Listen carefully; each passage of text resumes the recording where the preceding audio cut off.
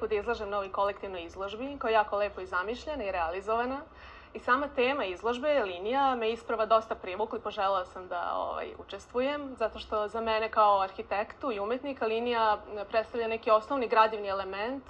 svakog crteža, svakog prostora i svega što stvaramo. Zato sam i ovo delo siluetu izložila baš sa idejom da pokažem kako je meni je lično interesantno što na njoj nema neke linije kao takve, već ona nastaje u tom sukobu ove dve površine, to je tog nekog spoljašnjeg sveta i onog unutrašnjeg koji samo mi zapravo poznajemo. I baš sam želela da prikažem i taj unutrašnji svet koji je onako živopisan, pun boja, tekstura i doživljaja koji